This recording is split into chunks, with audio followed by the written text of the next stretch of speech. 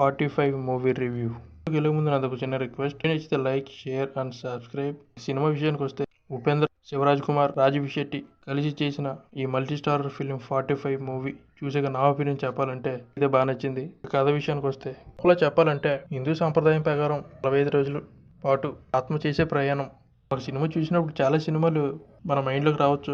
నాకైతే నలుగురు గోపాల గోపాల ఇలాంటి కొన్ని సినిమాలు అయితే గుర్తొచ్చి, అండ్ పర్ఫార్మెన్స్ కూడా ఎవరికి ఎరగదీశారనే చెప్పాలి. శివరాజ్ కుమార్ గారి క్యారెక్టర్ అయితే హైలైట్ అవుతుంది. సినిమా చాలా ఇంట్రెస్టింగ్ గా స్టార్ట్ అయ్యి ఇంట్రెస్ట్ ముందుకు వెళ్ళే కొద్దీ తగ్గుతూ ఉంటుంది. ఆ క్లైమాక్స్కి వెళ్ళేటప్పుడు ఇంట్రెస్ట్ అనేది జై అని లెగుతుంది ఒకేసారి. కొన్ని సీన్లు అయితే నిజంగా గూస్ బంప్స్ అనే చెప్పాలి. మెయిన్ తలనరికి సీన్ ఒకటి ఉంటుంది సినిమాలో, నేను రివీల్ చేయదలుచుకోలేదు. అయితే నిజంగా భయపడ్డాను నేను ఆ సీన్ వచ్చినప్పుడు. ఖచ్చితంగా భయం వేసింది నిజంగా నాకైతే. ఈ సినిమాలో నాకు మైనస్ అనిపించింది ఇంట్రెస్టింగ్ గా స్టార్ట్ అయ్యి స్లోగా అయితే ముందుకు వెళ్తుంది. సో అందరికీ అంతలా కనెక్ట్ అవ్వకపోవచ్చు. సో ఓవరాల్ గా ఒకసారి చూసే విధంగా ఉంది మూవీ అయితే. స్టార్ కోసం ఒకసారి చూసొచ్చు చక్కగా.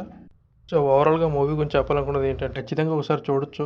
మెయిన్ క్లైమాక్స్ అరగంట అల్టిమేట్ అనే చెప్పాలి. ఉపేంద్ర గారు వెళ్ళని అసలు ఎక్స్పెక్ట్ చేయలేదు. ఎక్సలెంట్ అని చెప్పాలి మూవీ అయితే.